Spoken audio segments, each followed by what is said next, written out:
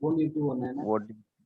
What is printed list of rates of various items of work maintained by the engineering department? Rates दिलेले असतात. Printed आहे ना, मी म्हणलेलं तुम्हाला गव्हर्नमेंट मध्ये आहे ना, गव्हर्नमेंट ऑफिस असतात, त्यांच्याकडे आहे ना एक लिस्ट असते, रेट्स असतात. जे ऍक्टिव्हिटी करायची त्याचे रेट्स असतात, ऍक्टिव्हिटीचे रेट्स असतात. पर मीटर क्यूब, पर मीटर स्क्वेअर असे रेट्स दिलेले असतात, आहे ना. त्या बुकला काय म्हणलं, त्या बुकला नाव काय असं विचारलेलं क्वेश्चन आहे. ऑप्शन बघा. सांगा.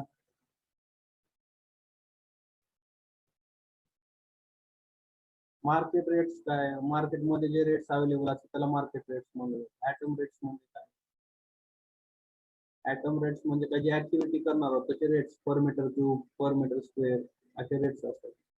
200 रुपये पर मीटर स्क्वेअर. एक्सटेन्शन करायचे समजा आपल्याला, तर किती असणार त्याचे रेट, समजा 50 रुपये पर मीटर क्यूब असेल समजा. डी म्हणजे analysis of rates, he process आहे, आपल्याला रेट्स काढायचे आपल्याला, आहे ना. पर ऍटम रेट्स किती असतात ते काढायचे आपल्याला, त्याला अनालिसिस ऑफ रेट्स म्हणलं जातं. शेड्यूल ऑफ रेट्स कशाला म्हणलं जातं, शेड्यूल ऑफ रेट्स कशाला म्हणलं जातं, की जे बुक आहे गव्हर्नमेंटच्या डिपार्टमेंट मध्ये बुक असते त्याच्यामध्ये रेट्स दिलेले असतात. पर मीटर डीपीसी करायचे समजा आपल्याला, डीपीसी करायचे आपल्याला, डॅम प्रूफ कोर्स करायचे आपल्याला, 1 मीटर स्क्वेअर करायचे, तर त्याचा रेट्स किती असते, त्याचा रेट जे आहे दिलेले असते. ते शेड्यूल ऑफ रेट्स जे बुकचे नाव आहे, डिस्ट्रिक्ट शेड्यूल रेट्स म्हणलं जातं, DSR म्हणलं जातं किंवा SR, शेड्यूल ऑफ रेट्स. प्रत्येक डिस्ट्रिक्ट साठी हा वेगवेगळा असते आणि प्रत्येक दरवर्षी आहे ना हे चेंज होत असते. डिस्ट्रिक्ट शेड्यूल रेट्स हे बुक आहे ना. आपल्या मेजरमेंट शीट मध्ये आपण काय करतो, मेजरमेंट शीट तुम्हाला दाखवली होती. मेजरमेंट शीट मध्ये आपण काय करतो,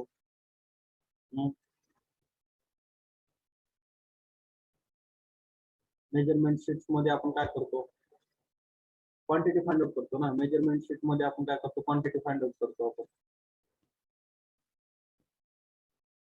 ठीक आहे. मेजरमेंट शीट मध्ये आपण काय करतो, क्वांटिटी फाइंड आउट करतो आपण. आणि ऍब्स्ट्रॅक्ट शीट मध्ये काय करतो आपण, त्या क्वांटिटी लिहितो आपण. पहिलं काय लिहितो, युनिट फाइंड आउट करतो सर. हा, ऍटम्स ऑफ युनिट हा, ऍटम्स ऑफ वर्क लिहिलं जातं पूर्ण, ठीक आहे. क्वांटिटी काढल्या जातात मेजरमेंट शीट मध्ये. आणि ऍब्स्ट्रॅक्ट शीट मध्ये काय केलं जातं, शेड्यूल ऑफ हे लिहिलं जातं. पहिलं काय लिहिलं जातं, ऍक्टिव्हिटीज लिहिलं जातं सगळं, ऍटम्स ऑफ वर्क लिहिलं जातं. आणि त्याच्यानंतर काय लिहिलं जातं, क्वांटिटी लिहिलेली असते. मेजरमेंट शीट मध्ये जे क्वांटिटी आलेले ते लिहिलेले असतात. आणि रेट्स लिहावं लागतं आपल्याला. क्वांटिटीला मल्टिप्लाय केलं रेट्सने, आपल्याला काय भेटतं, अमाऊंट भेटते. क्वांटिटीला मल्टिप्लाय जर केलो आपण रेट्सने तर आपल्याला अमाऊंट भेटते. आणि ते रेट्स कुठून येतात, ते रेट्स कुठून येतात तर district schedule rates, DSR, district schedule rates म्हणून हे बुक असते. हे प्रिंटेड बुक्स असतात, त्याच्यामध्ये प्रिंटेड रेट्स लिहिलेले असतात. पर ऍटम्स ऑफ वर्क साठी, ऍटम्स ऑफ वर्क साठी रेट्स लिहिलेले असतात. हे रेट्स कुठून येतात, ते अनालिसिस केले जातात रेट्स. इंजिनियर आहे त्यातले अनालिसिस ऑफ रेट्स केले जातात, है ना. आणि ते तयार केले जातात रेट्स, ठीक आहे. प्रत्येक लोकल एरियामध्ये वेगवेगळे असतात. एरिया म्हणजे प्रत्येक डिस्ट्रिक्ट मध्ये रेट्स वेगवेगळे असतात. ते रेट्स DSR मध्ये असतात आणि ते बुक कुठे भेटतं, आपल्याला गव्हर्नमेंट ऑफिस मध्ये भेटतं, ठीक आहे. तर option is the correct answer. Option is the correct answer, schedule of rates, ठीक आहे. Option is the correct answer.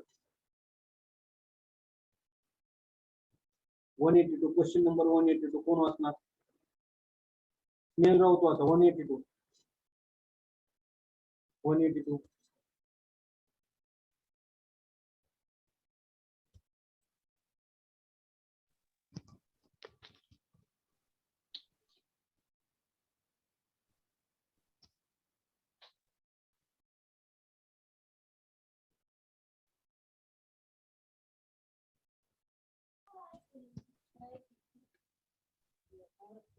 Who prepares the schedule of rates? Option A, engineering department. Option B, contractors. Option C, private agencies. Option D, government agencies. सांगा answer, सांगा. आता सांगितलं आताच explain केलेलं आहे. Answer सांग. आता तर सांगितलं मी. लक्ष देऊन ऐकतात ना. नोट्स बनवतो तुम्हाला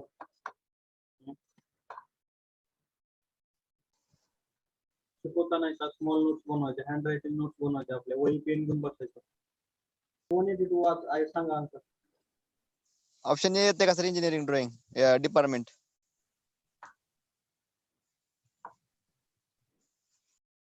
बघा याचं जे आन्सर आहे क्वेश्चन काय 182 चा, who prepares the schedule of rates. Schedule of rates कोण बनवलं करतं हे सांग. Engineering department, contractors, private agency और गव्हर्नमेंट एजन्सी. प्रायव्हेट एजन्सी कोणी बनवते का, कॉन्ट्रॅक्टर कोणी बनवते? कॉन्ट्रॅक्टर नाही बनवत. कॉन्ट्रॅक्टर एका टेंडर सबमिट करतात है ना, आणि तो आयते रेट्स घेतो कुठून? गव्हर्नमेंट डिपार्टमेंट मध्ये बुक्स असते शेड्यूल ऑफ रेट्स. तर याचं काय ते गव्हर्नमेंट एजन्सी कुठली पण असू शकते ना, है ना. गव्हर्नमेंट एजन्सी कुठल्या पण असू शकतात. गव्हर्नमेंट एजन्सी वेगवेगळे आहेत. आणि सर या ठिकाणी जर गव्हर्नमेंट डिपार्टमेंट जर असलं तर डिपार्टमेंट पण गव्हर्नमेंट डिपार्टमेंट पण वेगवेगळे आहेत ना. बरेचसे डिपार्टमेंट असतात गव्हर्नमेंट मध्ये पण. समाज कल्याण असतं. मग गव्हर्नमेंट डिपार्टमेंट करत नाही का सर त्याचे रेट? समाज कल्याण अधिकाऱ्याचे डिपार्टमेंट वेगळं असतं. परत ते मेडिकल डिपार्टमेंट असते है ना. आहे की नाही. क्लस्टर डिपार्टमेंट असते. सर पण ते प्रश्न काय दिला बघा ना, who prepare the schedule of rates, म्हणजे ते विचारलंय की कोण बनवतं, मग ते गव्हर्नमेंट दिले ना तिथं. हा, गव्हर्नमेंट डिपार्टमेंट मध्ये एक इंजिनिअरिंग डिपार्टमेंट असतं ना. गव्हर्नमेंट डिपार्टमेंट मध्ये इंजिनिअरिंग डिपार्टमेंट असतं, ते बनवतं. Option A is the correct answer.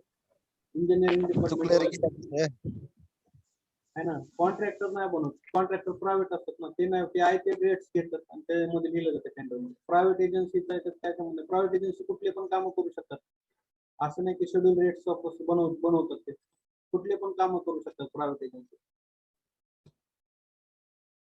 Private agency काय केली जाते, मॅन पॉवर पण प्रोव्हाइड करतात बऱ्याचदा प्रायव्हेट एजन्सी. त्याच्यामुळे पर्टिक्युलर आन्सर काय आहे, इंजिनिअरिंग डिपार्टमेंट आहे का शेड्यूल ऑफ रेट्स बनवलं जातं. इंजिनिअरिंग डिपार्टमेंट जे असतं गव्हर्नमेंट डिपार्टमेंट मध्ये, जे इंजिनिअरिंग डिपार्टमेंट असतं गव्हर्नमेंट मध्ये, ते लोक काय केले जातात, शेड्यूल ऑफ रेट्स बनवतात. त्याला काय म्हणलं जातं? DSR म्हणलं जातं, डिस्ट्रिक्ट शेड्यूल रेट्स. हा, लक्षात. 182 चा ऑप्शन ए करेक्ट आन्सर. ठीक आहे. तर आता आपले बघू आपण कुठपर्यंत आलो होतो. आपण याच्यातले कुठले 2 क्वेश्चन सॉल्व्ह केले होते ना बहुतेक. What is the value of dismantled material झालेला आहे ना. 184 185 झालेला आहे आपला अगोदर. 186 कोण सांगेल बरं? 186 कोण वाचेल? मयूर वाचेल का? 186 मयूर वाचेल का?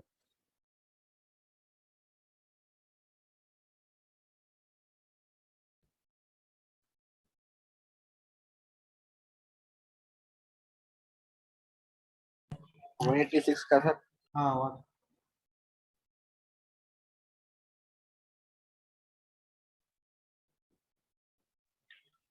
What is the amount of preparation property can fetch from open market? Option A, scrap value, हा, salvage value, market value आणि book value. ठीक आहे. चला सांगा आन्सर. कोण सांगते आन्सर याचा?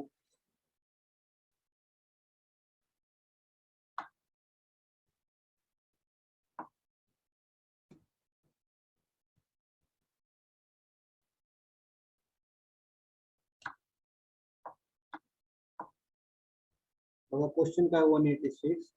What is the amount a property can fetch from open market. जी अमाउंट आहे का भेटते property, property sale in open market. Open market मध्ये आपली प्रॉपर्टी आहे. आपली प्रॉपर्टी आहे कुठे कुठे असणार? म्हणजे मार्केटमध्ये त्याची प्राइस काय, ते जर विकले आपल्याला तर आपल्याला पैसे किती भेटतील, त्या व्हॅल्यूला काय म्हणायचं, त्या किमतीला काय म्हणायचं. आपली प्रॉपर्टी आपण विकायला काढली आपण, आहे ना, कोणी पण येऊन घेऊ शकतो त्याला, आहे ना, तर ते मिळालेल्या रकमेला काय म्हटलं जातं. असं. तर ऑप्शन ए आहे स्क्रॅप व्हॅल्यू. आता स्क्रॅप व्हॅल्यू कशाला म्हणतात, कोण सांगेल? मुलांमधून कोणी सांगेल का स्क्रॅप व्हॅल्यू कशाला म्हणायचं? विजय सांगतो का स्क्रॅप व्हॅल्यू काय? डिसमॅन्टल्ड मटेरियलचा.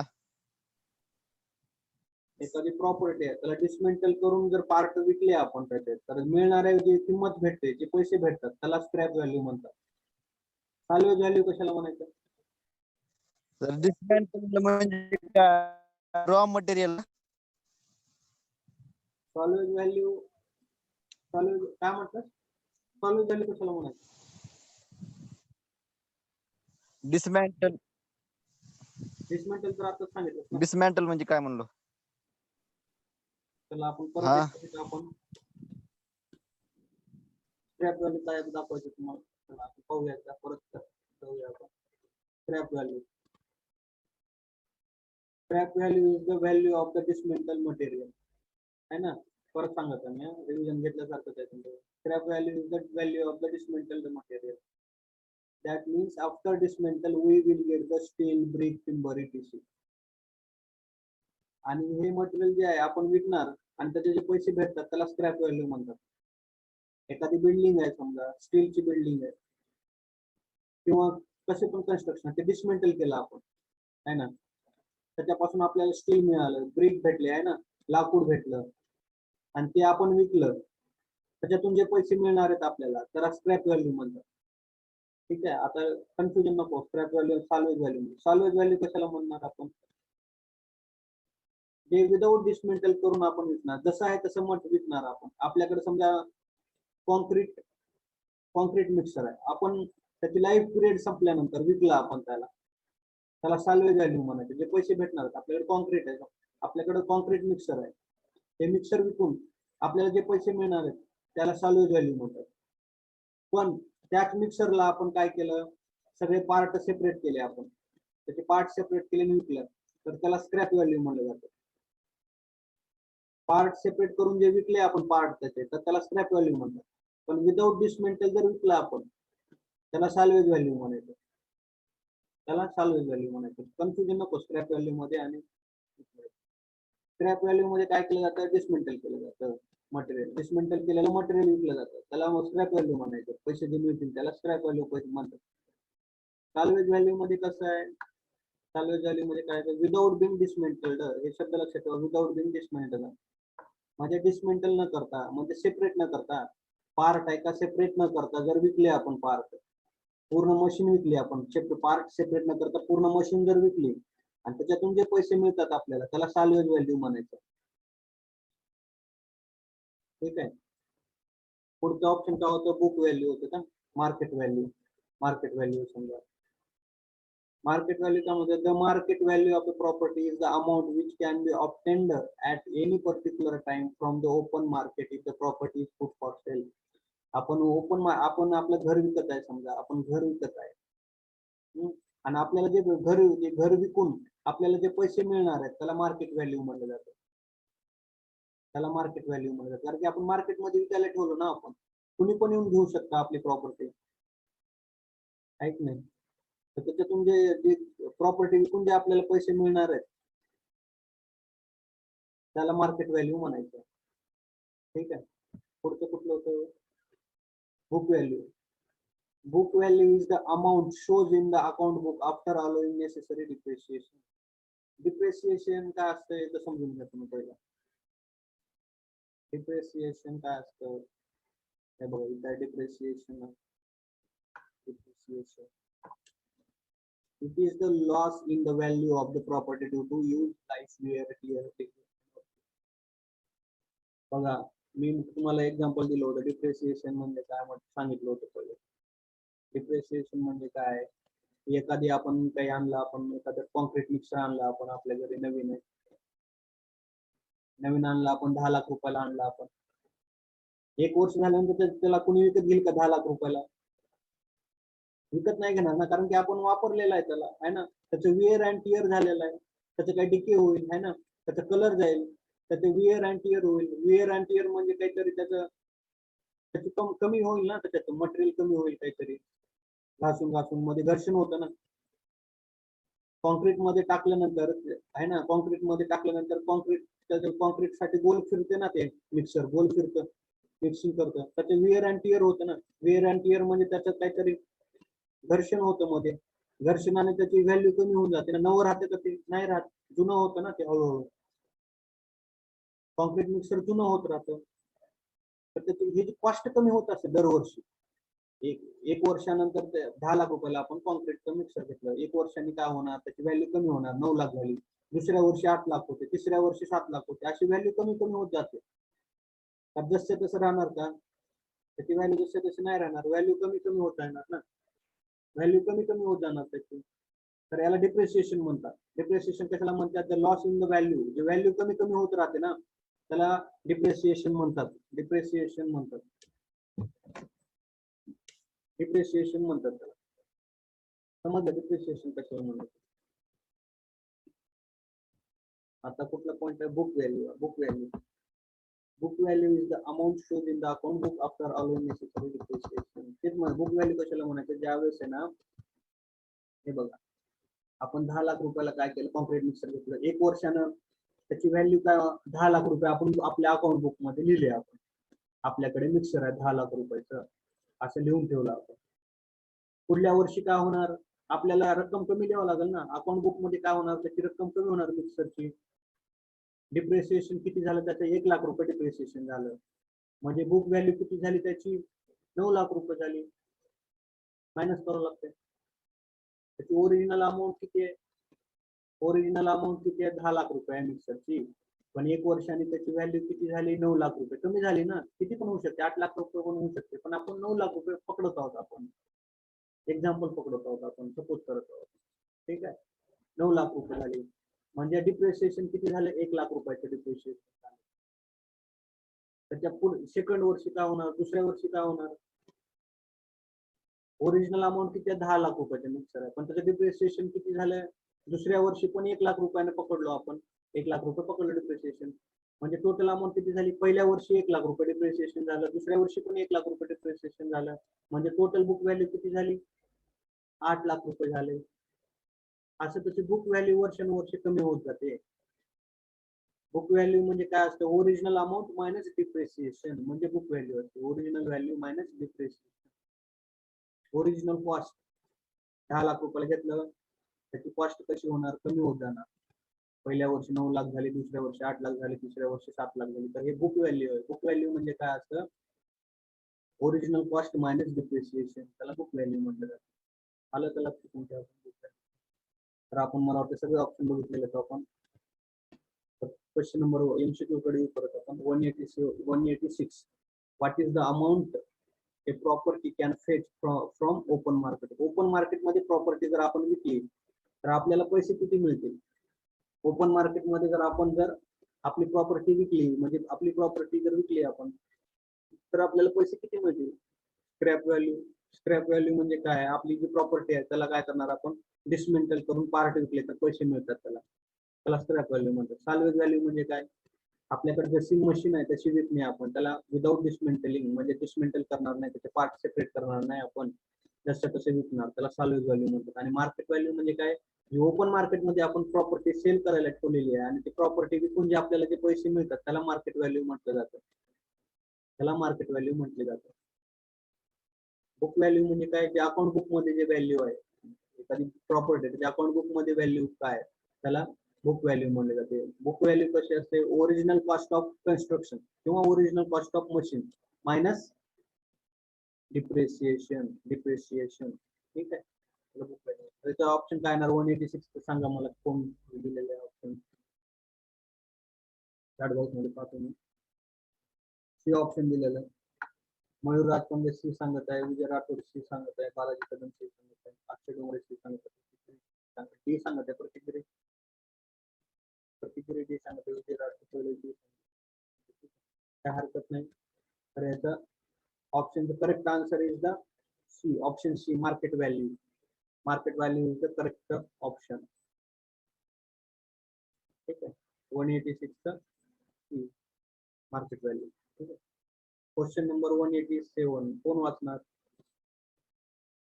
क्वेश्चन नंबर 187 कोण वाचणार? कोण आहे का नवीन? What is the annual periodic payment for repayment of the capital amount invested by a party? Option A, capital cost. Option B, annuity.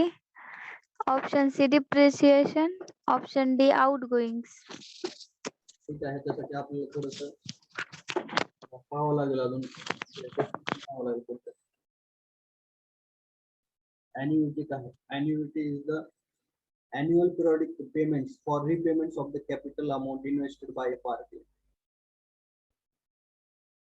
बघा, एखादं आपण अपार्टमेंट कन्स्ट्रक्शन करतोय, समजून घ्या, छोटे छोटे पॉईंट आहेत पण थोडेसे वेगळे पण आहेत, थोडेसे समजून घेण्याचे पार्ट आहे थोडं, आणि लक्षात ठेवायचे पॉईंट आहे. आपण एखादं अपार्टमेंट कन्स्ट्रक्शन करायचं आपल्याला बिल्डरला, आणि आपण बँकेकडून काही लोन घेतलेलं आहे. हा, बँकेकडून काही लोन घेतलेलं आहे, त्याला आपल्याला आहे का पिरियॉडिकली काही पेमेंट आहे का त्यांना वापस करावं लागतं आपण, बरोबर आहे ना? आपण कन्स्ट्रक्शन करतोय अपार्टमेंट, त्याच्यासाठी बँकेकडून आपण काही लोन घेतलेलं आहे, किंवा बँकेने काही किंवा कुठल्या पार्टीने दुसऱ्या पार्टीने इन्व्हेस्ट केलेलं आहे पैसे, त्यांना आपल्याला काहीतरी पेमेंट रिपे करावं लागेल ना, पेमेंट रिपे करावं लागेल ना. त्यांनी आपल्याला पैसे दिलेले आहेत, आपण अपार्टमेंट कन्स्ट्रक्शन करण्यासाठी त्यांनी आपल्याला पैसे दिलेले आहेत कुठल्या तरी पार्टीने, फायनान्स घेतलेला आहे, आपण त्यांना सपोर्ट घेतलेला त्यांचा फायनान्शियल, त्यांना पैसे आपल्याला द्यावं तर लागेल 6 महिन्याला, वर्षाला. ते पैसे रिपेमेंट करतो आपण, त्याला महिन्याला काही पैसे द्यावे लागत असेल किंवा वर्षाला काही पैसे द्यावे लागत असेल किंवा 6 महिन्याला, असं पिरियॉडिकली आपल्याला पैसे रिपे करावे लागते बँकेला रिपे करावं लागते, किंवा ज्यांच्याकडून फायनान्स घेतलेला, ज्या पार्टीने पैसे इन्व्हेस्ट केलेला आहे आपल्या प्रोजेक्ट मध्ये, ज्या पार्टीने पैसे इन्व्हेस्ट केलेला आहे त्यांना पैसे परत करावं लागेल, पिरियॉडिकली. जे पिरियॉडिकली आपण त्यांना पैसे देतो त्या अमाऊंटला अॅन्युइटी म्हटलं जातं. समजलं? सोपं आहे, त्याला अॅन्युइटी म्हटलं जातं. ज्या लोकांनी आपल्या प्रोजेक्ट मध्ये पैसे इन्व्हेस्ट केलेले आहेत त्यांना आपण पिरियॉडिकली पैसे परत पण करावं लागतं आपल्याला.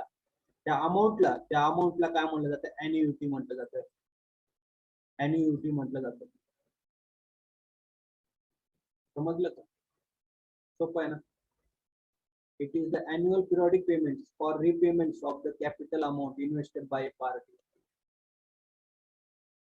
आपल्या प्रोजेक्ट मध्ये ज्या लोकांनी पैसे इन्व्हेस्ट केलेले आहेत, 5 करोड रुपये दिलेले असतील, आपला कन्स्ट्रक्शन प्रोजेक्ट झाल्यानंतर आपले पैसे येऊ लागले आपल्याला, तर पैसे परत पण करावं लागेल ना आपल्याला, त्या पार्टीला पिरियॉडिकली पैसे परत करावं लागेल. ते ठरवलं जातं पहिल्यांदा, महिन्याला एवढे पैसे देणे, ते पिरियॉडिकली आपल्याला पैसे परत करावं लागतं, किंवा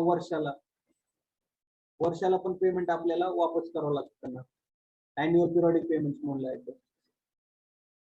तर वर्षाला आपल्याला त्यांना काही एक पर्टिक्युलर अमाऊंट आहे का आपल्याला त्यांना परत करावं लागतं, बँकेला असो किंवा ज्या फायनान्शियल कुठली कंपनी असेल प्रायव्हेट, त्यांना पैसे आपल्याला अॅन्युअली म्हणजे वर्षाला आहे का परत करावं लागेल पैसे आपल्याला, त्याला अॅन्युइटी म्हटलं जातं. एक पर्टिक्युलर अमाऊंट त्यांना द्यावं लागतं.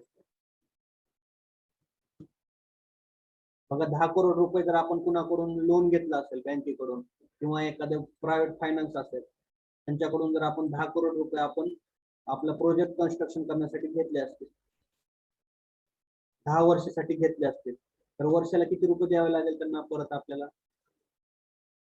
1 करोड रुपये प्रत्येक वर्षाला द्यावे लागेल, म्हणजे 10 वर्षामध्ये आपले त्यांचे पैसे नील होतील. ठीक आहे, तर त्याला अॅन्युइटी म्हणलं जातं. जे अमाऊंट आपण वर्षाला वापस करतो आपण बँकेला, किंवा जे पार्टी आहे ज्याने आपल्या प्रोजेक्ट मध्ये इन्व्हेस्ट केलेलं आहे, त्यांना दरवर्षी आपण आहे का पैसे परत करतो आपण, त्या अमाऊंटला काय म्हटलं जातं? अॅन्युइटी म्हटलं जातं. सोपं आहे का?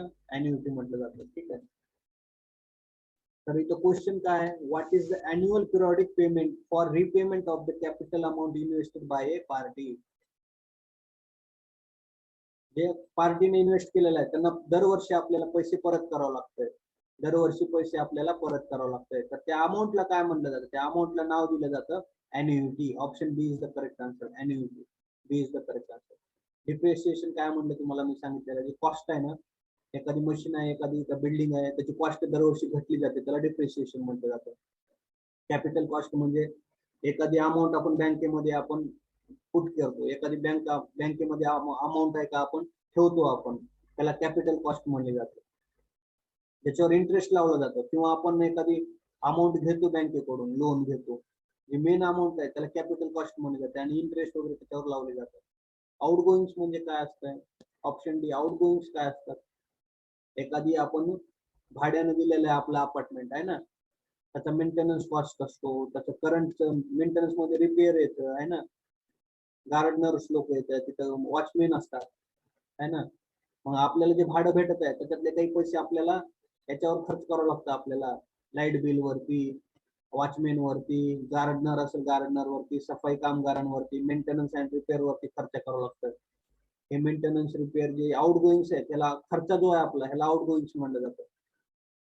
इनकमिंग म्हणजे काय झालं? हे जे आपल्याला पैसे जे येत आहेत ना भाड्याचे, एखादी अपार्टमेंट बांधलं आपण, विकलं, ते त्याच्यातून जे आपल्याला पैसे मिळाले त्याला इनकमिंग म्हणले जाते. आणि आउटगोईंग्स म्हणजे काय? जे आपण पैसे घालत आहोत कशावरती, मेंटेनन्स रिपेअर, बिल्डिंगच्या मेंटेनन्स रिपेअरवर पैसे घालत खर्च करत आहोत ना, त्याला आउटगोईंग्स म्हणलं जातं. इनकमिंग मायनस आउटगोईंग काय भेटतं? नेट इन्कम भेटतं. नेट इन्कम भेटतं मालकाला, जे ज्यानं कॉन्ट्रॅक्टर म्हणजे कन्स्ट्रक्शन केलेलं आहे त्याला नेट इन्कम भेटतं. तर मला वाटतं तुम्हाला आता हे चारही ऑप्शन समजलेले असतील. तर याचा option annuity is the correct answer. Option B is the correct answer.